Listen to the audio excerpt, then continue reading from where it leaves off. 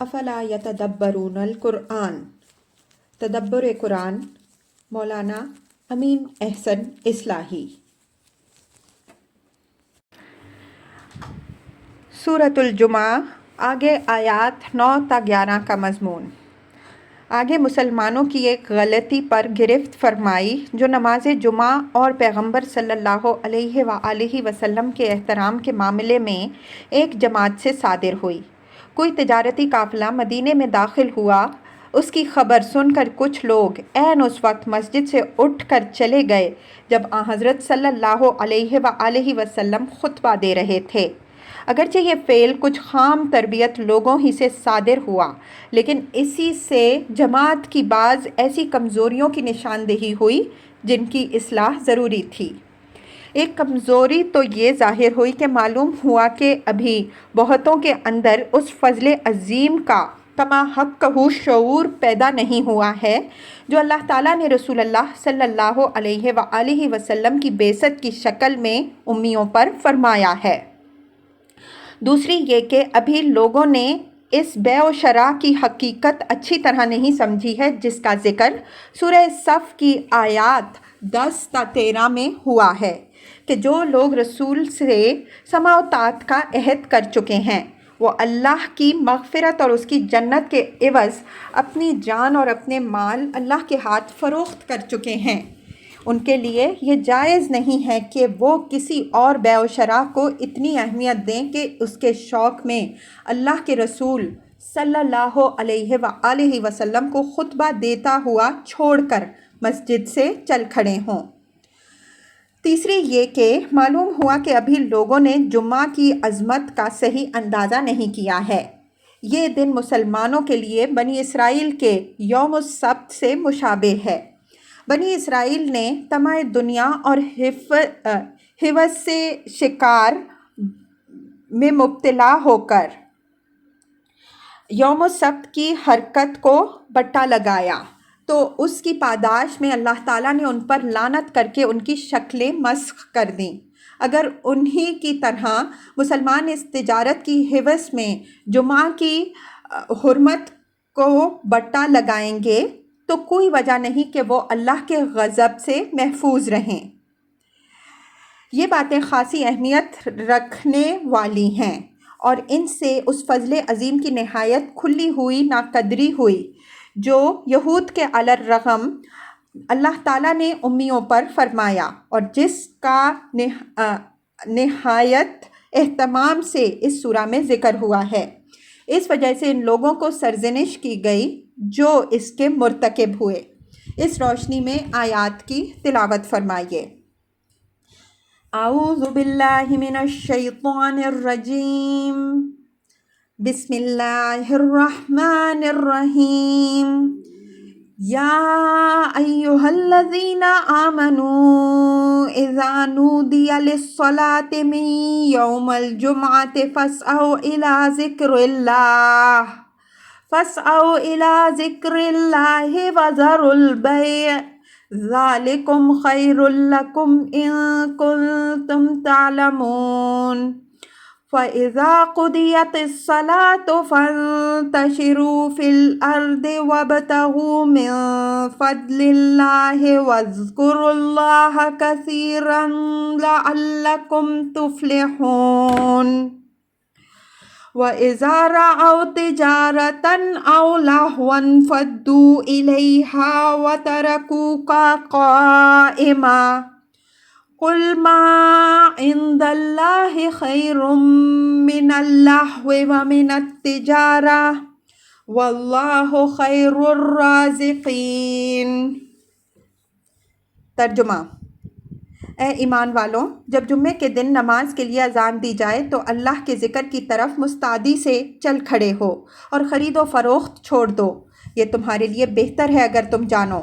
پھر جب نماز ختم ہو جائے تو زمین میں پھیل جاؤ اور اللہ کے فضل کے طالب بنو اور اللہ کو زیادہ یاد رکھو تاکہ تم فلاح پاؤ۔ اور لوگوں کا حال یہ ہے کہ جب وہ کوئی تجارت یا دلچسپی کی چیز دیکھ پاتے ہیں تو اس کی طرف ٹوٹ پڑتے ہیں اور تم کو کھڑے چھوڑ دیتے ہیں۔ کہہ دو جو اللہ کے پاس ہے وہ کھیل تماشے اور تجارت سے کہیں بہتر ہے، اور اللہ بہترین روزی دینے والا ہے۔ الفاظ کی تحقیق اور آیات کی وضاحت۔ یا ایھا الذین آمنوا اذا نودی للصلاۃ من یوم الجمعۃ فاسعوا الی ذکر اللہ وذروا البیع ذلکم خیر لکم ان کنتم تعلمون۔ خطاب اگرچہ عام ہے لیکن روئے سخن انہی لوگوں کی طرف ہے جن کی کمزوری پر نکیر فرمائی گئی۔ عام خطاب کا فائدہ یہ ہوتا ہے کہ وہ لوگ زیادہ رسوائی کا احساس نہیں کرتے جن کا رویہ زیر بحث ہوتا ہے، بلکہ ان کے اندر سلامت روی ہوتی ہے، تو وہ اس پر پردہ پوشی کو متکلم کی کریم النفسی پر محمول کرتے اور نصیحت سے فائدہ اٹھاتے ہیں۔ اگر تعین کے ساتھ نام لے کر ان کو سرزنش کی جائے تو اندیشہ ہوتا ہے کہ ان کے اندر ضد اور انانیت کا جذبہ ابھرے۔ للصلاۃ من یوم الجمعۃ میں من یوم الجمعہ کے الفاظ صلاۃ کی وضاحت ہیں تاکہ واضح ہو جائے کہ یہاں زیر بحث خاص طور پر جمعہ کی نماز ہے۔ یہ جمعہ کی نماز ہی واحد چیز ہے جو جمعہ کے دن دوسرے دنوں سے ممتاز کرتی ہے۔ یہاں جس اذان کا ذکر ہے اس سے ظاہر ہے کہ یہ وہی اذان مراد ہو سکتی ہے جو خطبہ جمعہ سے پہلے دی جاتی ہے۔ روایات سے بلا اختلاف ثابت ہے کہ نبی صلی اللہ علیہ وآلہ وسلم اور شیخین رضی اللہ عنہما کے عہد مبارک میں جمعہ کی اذان ایک ہی تھی جو خطبہ سے پہلے دی جاتی تھی۔ ایک اذان کا اضافہ حضرت عثمان رضی اللہ عنہ نے اپنے زمانے میں کیا جب مدینہ منورہ کی آبادی زیادہ ہو گئی۔ یہ مدینہ کے بازار میں حضرت عثمان رضی اللہ عنہ کے مکان سے دی جاتی تھی۔ اگرچہ یہ اذان سیدنا عثمان رضی اللہ عنہ کا اضافہ ہے لیکن اس اضافے کو امت کے تمام اخیار نے بلا کسی نکیر کے قبول کیا۔ فاسعوا الی ذکر اللہ، سعی کے معنی صرف دوڑنے کے نہیں ہیں بلکہ یہ لفظ اصلاً کسی کام کو مستعدی اور سرگرمی کے ساتھ چوک و چوبند ہو کر کرنے کے لیے آتا ہے۔ غلام آقا کی پکی پکار سن کر جب مستعدی سے اس کی طرف لپکتا ہے تو یہ سعی ہے۔ فرمایا کہ جب یہ اذان سنو تو اللہ کے ذکر کی طرف لپکو اور خرید و فروخت چھوڑ دو۔ ذکر اللہ یہاں خطبہ اور نماز دونوں کے لیے ایک جامع لفظ ہے۔ نماز کا ذکر ہونا تو واضح ہے۔ قرآن میں جگہ جگہ نماز کو ذکر ہی سے تعبیر کیا گیا ہے۔ رہا جمعہ کا خطبہ تو وہ در حقیقت نماز ہی کا حصہ ہے۔ جمعہ کی نماز ظہر کی نماز کے قائم مقام ہے جس کی 4 رکعتیں جمعہ کے دن تخفیف ہو کر 2 رہ جاتی ہیں اور ان کی جگہ خطبہ کی شکل میں اللہ کا ذکر ہوتا ہے۔ یہ ذکر اللہ امام حاضرین مسجد کو مخاطب کر کے کرتا ہے۔ اس وجہ سے وہ ساری باتیں اس کے دائرہ میں آتی ہیں جو مسلمانوں کی صلاح و فلاح سے متعلق اور جن کے لیے وقت کے حالات مقتضی ہوں۔ اس کو چند رسمی دعاؤں کی شکل میں محدود کر دینے کی کوئی وجہ نہیں ہے۔ وَذَرُوا الْبَيْعَ، لفظ بیع اصلاً تو بیچنے کے معنی میں ہے لیکن یہ اپنے عام استعمال میں خرید و فروخت دونوں ہی کے لیے آتا ہے۔ اگرچہ یہاں ذکر بیع ہی کے چھوڑنے کا ہے لیکن جب بیع کے چھوڑنے کا ذکر ہو تو نسبتاً زیادہ مرغوب ہے تو خرید کا چھوڑنا تو بدرجہ اولیٰ مطلوب ہوگا۔ مقصود یہ بتانا ہے کہ دنیا کا ہر کام چھوڑ کر نماز کی طرف لپکو۔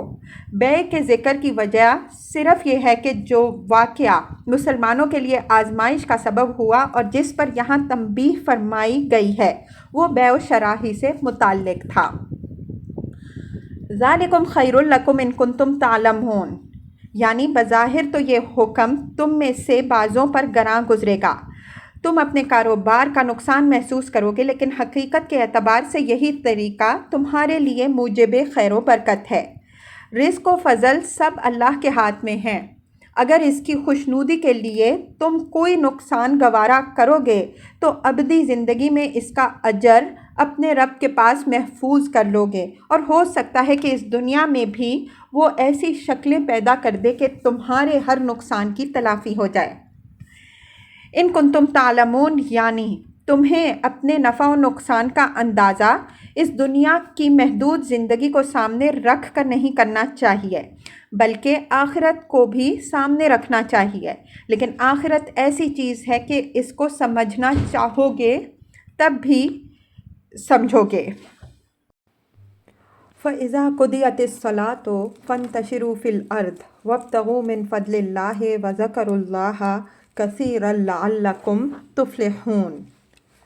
یعنی یہ پابندی صرف اتنی ہی دیر کے لیے ہے کہ نماز سے فارغ ہو جاؤ، اس کے بعد تمہیں اجازت ہے کہ تم جہاں چاہو جاؤ اور جس شکل میں چاہو اللہ کے رزق و فضل کے طالب بنو۔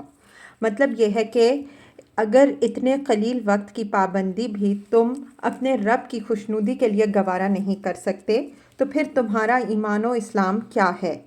یہاں یہ بات بھی ذہن میں رہے کہ یہود پر سبت کے احترام کی پابندی پورے دن کے لیے تھی، لیکن اس امت پر جمعہ کے احترام کی پابندی صرف اذان سے لے کر ختم نماز تک کے لیے عائد کی گئی ہے۔ باقی پورے دن میں اسی طرح آزادی ہے جس طرح دوسرے دنوں میں ہے۔ وَاذْكُرُوا اللَّهَ كَثِيرًا لَعَلَّكُمْ تُفْلِحُونَ، یعنی تمہارے لیے رزق و فضل کی جد و جہد پر کوئی پابندی نہیں ہے۔ البتہ یہ ضرور ہے کہ اگر اس جد و جہد میں دنیا ہی مطمع نظر نہیں ہے، آخرت کی فلاح بھی مطلوب ہے، تو اس کا طریقہ یہ ہے کہ ہر قدم پر اللہ کو یاد رکھو۔ یہی یاد تمہیں شیطان کے فریبوں اور فتنوں سے بچائے گی، ورنہ شیطان تمہیں اس طرح اندھا بنا دے گا کہ تم حرام و حلال کے امتیاز سے عاری ہو کر اس دنیا کے کتے بن کر رہ جاؤ گے اور پھر جہنم ہی کے ایندھن بنو گے۔ وَإِذَا رَأَوْا تِجَارَةً أَوْ لَهْوًا انفَضُّوا إِلَيْهَا وَتَرَكُوكَ قَائِمًا قُلْ مَا عِندَ اللَّهِ خَيْرٌ مِّنَ اللَّهْوِ وَمِنَ التِّجَارَةِ وَاللَّهُ خَيْرُ الرَّازِقِينَ۔ یہ آخر میں اس واقعے کی طرف اشارہ ہے جو مذکورہ بالا تنبیہات و تعلیمات کے نزول کا سبب ہوا۔ روایات سے معلوم ہوتا ہے کہ باہر کا کوئی تجارتی قافلہ عین خطبہ جمعہ کے وقت مدینہ میں داخل ہوا۔ اس نے اعلان و اشتہار کے لیے رواج کے مطابق اپنے ڈھول اور دف جو بجائے تو کچھ لوگ پیغمبر صلی اللہ علیہ وآلہ وسلم کو خطبہ دیتے چھوڑ کر اس کی طرف بھاگ کھڑے ہوئے۔ اس طرح کے قافلے اس زمانے میں بڑی اہمیت رکھتے تھے۔ ضروری چیزوں کی خرید و فروخت انہی کے ذریعے ہوتی، اس وجہ سے لوگوں کو ان کا انتظار رہتا، اور جب وہ آتے تو ہر شخص اپنی ضرورت کی چیزیں حاصل کرنے اور اپنا مال فروخت کرنے کے لیے ایک دوسرے پر سبقت کرنے کی کوشش کرتا۔ یہ فعل جن لوگوں سے صادر ہوا ظاہر ہے کہ ان پر اسلامی تربیت کا رنگ ابھی اچھی طرح چڑھا نہیں تھا۔ معلوم ہوتا ہے کہ یہ لوگ خطبہ جمعہ کی اہمیت سے بھی اچھی طرح واقف نہیں تھے۔ ان کے نزدیک اہمیت صرف نماز کی تھی۔ انہوں نے خیال کیا ہوگا کہ نماز سے پہلے پہلے قافلے کو دیکھ کر واپس آ جائیں گے۔ بہرحال ان سے جو غلطی ہوئی اس سے امت کو یہ فائدہ پہنچا کہ خطبہ جمعہ اور پیغمبر صلی اللہ علیہ وآلہ وسلم سے متعلق ایسی ہدایات نازل ہو گئیں جو اس سے پہلے نازل نہیں ہوئی تھیں۔ آیت میں بات اگرچہ عام صیغہ سے فرمائی گئی ہے، لیکن یہ مراد واضح ہے کہ یہ فعل جیسا کہ ہم نے اشارہ کیا صادر کچھ ناتربیت یافتہ لوگوں سے ہی ہوا۔ قرآن کا عام انداز موعظت یہی ہے کہ وہ تعین کے ساتھ ملامت کرنے کے بجائے عام الفاظ ہی میں تنبیہ کرتا ہے تاکہ جماعت کا ہر شخص اس سے فائدہ اٹھائے اور کسی خاص گروہ کو اس سے رسوائی کا احساس نہ ہو۔ ترکوک قائما سے اس واقعہ کی سنگینی کا ایک حاصل پہلو یہ واضح ہوتا ہے کہ خطبہ خود حضور نبی کریم صلی اللہ علیہ وآلہ وسلم دے رہے تھے۔ حضور صلی اللہ علیہ وآلہ وسلم کے خطبہ کو اس طرح چھوڑ کر چل دینے میں سوء ادب اور دین کی ناقدری کے جو پہلو مضمر ہیں وہ نہایت اہم ہیں۔ یہ بھی عینیہ وہی روش ہے جو یہود نے حضرت موسیٰ علیہ السلام کے ساتھ اختیار کی، جس کے نتیجہ میں اللہ نے ان کے دل، جیسا کہ سورہ صف میں بیان ہوا ہے، کج کر دیے۔ اس وجہ سے قرآن نے ان پر پہلے ہی مرحلہ میں گرفت فرمائی۔ قل ما عند اللہ خیر من اللہو ومن التجارہ واللہ خیر الرازقین۔ فرمایا کہ اللہ کے پاس مخلص اہل ایمان کے لیے جو اجر عظیم ہے اس کے طالب بنو، وہ اس دنیا کے لہو و لعب اور اس کی تجارت سے کہیں بہتر ہے۔ اگر اس دنیا کا بڑے سے بڑا نقصان کر کے بھی تم نے خدا اور اس کے رسول صلی اللہ علیہ وآلہ وسلم کی خوشنودی حاصل کر لی تو اپنے خزف ریزوں کے عوض ابدی بادشاہی کے مالک بن جاؤ گے، اور اگر خدا اور رسول صلی اللہ علیہ وآلہ وسلم کو ناراض کر کے تم نے ساری دنیا کی دولت بھی سمیٹ لی تو آخر کتنے دنوں کے لیے؟ پس دانش مندی کا تقاضا یہی ہے کہ دنیا کے پیچھے مت بھاگو، بلکہ جو چیز اللہ کے پاس ہے اس کے طالب بنو۔ اللہ بہترین روزی دینے والا ہے، وہ وہاں سے رزق دیتا ہے جہاں سے تم گمان بھی نہیں کرتے، اور ایسا رزق دیتا ہے جو ہر اعتبار سے رزق کریم ہوتا ہے۔ لعلکم تفلحون اور خیر الرازقین میں عربیت کے جو اسلوب ہیں ان کی وضاحت ان کے محل میں ہو چکی ہے۔ جمعہ، خطبہ جمعہ اور مقام نبوت صلی اللہ علیہ وآلہ وسلم سے متعلق قرآن کے چند ارشادات۔ اگرچہ آیات کے تحت ان سے مستنبط ہونے والی اہم باتوں کی طرف ہم توجہ دلاتے آ رہے ہیں، لیکن چند باتیں مزید توجہ کی مستحق ہیں۔ ایک یہ کہ جمعہ کی نماز، اس کی اذان اور اس کے خطبے سے متعلق یہاں مسلمانوں کو جو ہدایات دی گئی ہیں اور ان کی ایک غلطی پر جس طرح تنبیہ فرمائی گئی ہے، اس کا انداز شاہد ہے کہ جمعہ کے قیام سے متعلق ساری باتیں اللہ تعالیٰ کے حکم سے انجام پائی ہیں۔ حالانکہ قرآن میں کہیں بھی جمعہ کا کوئی ذکر اس سے پہلے نہیں آیا نہ اس کے بعد، بلکہ روایات سے ثابت ہے کہ اس کے قیام کا اہتمام ہجرت کے بعد مدینہ پہنچ کر نبی صلی اللہ علیہ وآلہ وسلم نے فرمایا، اور لوگوں کو آپ ہی نے اس کے احکام و آداب کی تعلیم دی۔ پھر جب لوگوں سے اس کے آداب ملحوظ رکھنے میں کچھ کوتاہی ہوئی تو اس پر قرآن نے اس طرح گرفت فرمائی، گویا براہ راست اللہ تعالیٰ ہی کے بتائے ہوئے احکام و آداب کی خلاف ورزی ہوئی ہے۔ اس سے معلوم ہوا کہ رسول صلی اللہ علیہ وآلہ وسلم کے دیے ہوئے احکام بھی عینیہ اللہ تعالیٰ کے احکام ہیں، ان کا ذکر قرآن میں ہو یا نہ ہو۔ رسول صلی اللہ علیہ وآلہ وسلم کی طرف ان کی نسبت کی تحقیق تو ضروری ہے، لیکن نسبت ثابت ہے تو ان کا انکار خود اللہ تعالیٰ کے احکام کا انکار ہے۔ دوسری یہ کہ خطبہ جمعہ نماز جمعہ کا ایک ضروری رکن ہے، اس سے بے پرواہی یا اس کی ناقدری کسی مسلمان کے لیے جائز نہیں ہے۔ اس خطبے کے لیے نماز جمعہ کی رکعتیں 4 کی جگہ، جیسا کہ ہم نے اوپر اشارہ کیا، صرف 2 رکھی گئی ہیں، اور 2 رکعتوں کی جگہ خطبہ کو دی گئی ہے جو 2 رکعتوں ہی کی طرح 2 حصوں میں منقسم ہوتا ہے۔ پھر نماز ہی کی طرح خطبہ بھی قرآن کی تصریح کے مطابق ذکر اللہ ہے، یعنی خطبہ اور نماز دونوں کی روح ایک ہی بتائی گئی ہے۔ بس اتنا فرق ہے کہ نماز میں امام اور مقتدی سب اللہ کی طرف متوجہ ہو کر ذکر الہی کرتے ہیں، اور خطبہ میں امام لوگوں کی طرف متوجہ ہو کر اللہ کی تذکیر کرتا ہے۔ اس زمانے میں یہ عجیب مصیبت ہے کہ اصل خطبہ جمعہ چند معروف دعائیہ کلمات تک محدود ہو کر رہ گیا ہے، اور ائمہ حضرات اپنا سارا زور خطابت ان لمبی لمبی تقریروں پر صرف فرماتے ہیں جو وہ اصل خطبہ سے پہلے کرتے ہیں۔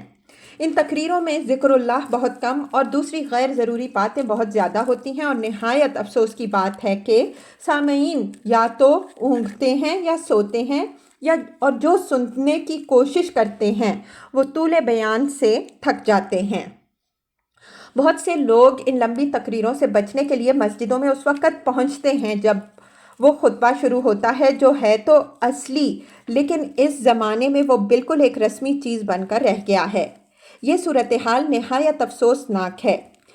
ضروری ہے کہ اصل خطبہ کی اہمیت بحال کی جائے، اس کا طریقہ یہی ہے کہ لمبی لمبی تقریروں کی جگہ امام صاحبان اصلی خطبہ ہی میں ضروری باتوں کی تذکیر کریں۔ خطبہ جامع، مختصر اور پر حکمت ہوتا تاکہ لوگ دلچسپی سے سنیں اور مستفید ہوں۔ لوگوں کو تاکید کی جائے کہ خطبہ سننے کے لیے وہ ٹھیک وقت پر پہنچیں اور اس سے غفلت کے ان عواقب سے لوگوں کو آگاہ کیا جائے جو اوپر بیان ہوئے ہیں۔ تیسری یہ کہ قرآن کے سارے اسلوب بیان سے یہ بات نکلتی ہے کہ مسلمان کے لیے پسندیدہ روش اللہ تعالیٰ کے نزدیک یہ ہے کہ جمعہ سے پہلے کا وقت وہ جمعہ کی تیاریوں میں صرف کرے۔ کوئی اور مصروفیت بلا کسی شدید ضرورت کے وہ ایسی پیدا نہ کرے جو اس تیاری میں مانع و مخل ہوں۔ یہ بات یوں نکلتی ہے کہ فرمایا ہے کہ جب نماز ختم ہو جائے تب زمین میں پھیل جاؤ اور اللہ کے رزق و فضل کے طالب بنو۔ ان الفاظ کے اندر یہ مضمون مضمر ہے کہ جمعہ کے دن کاروباری مصروفیت کے لیے موزوں وقت جمعہ سے پہلے کا نہیں بلکہ جمعہ کی نماز کے بعد کا ہے۔ بالخصوص اس طرح کی کاروباری مصروفیت جس کے لیے لوگوں کو بستی سے نکل کر زمین میں پھیلنے پر مجبور ہونا پڑے اور اندیشہ ہو کہ جمعہ کے لیے جو اجتماع مطلوب ہے اس انتشار سے اس کو نقصان پہنچے گا۔ ایک عام آدمی کو ہفتہ میں ایک دن ایسا ضرور ملنا چاہیے جس دن وہ حجامت بنوائے، کپڑے دھلوائے، غسل کرے۔ ان کاموں کے لیے موزوں ترین دن جمعہ کا ہی ہو سکتا ہے، اس لیے کہ یہ باتیں اس کے آداب میں سے ہیں۔ چنانچہ اللہ تعالیٰ نے یہ ہدایت فرمائی کہ جمعہ کے دن دوسری معاشی و کاروباری سرگرمیاں اگر ضروری ہوں تو جمعہ کے بعد ہی شروع ہوں۔ یہی طریقہ ہمارے سلف صالحین کا رہا ہے اور یہی طریقہ آج بھی ان حلقوں میں پسندیدہ ہے جن میں اسلامی شعائر اور اسلامی تہذیب کا شعور زندہ ہے۔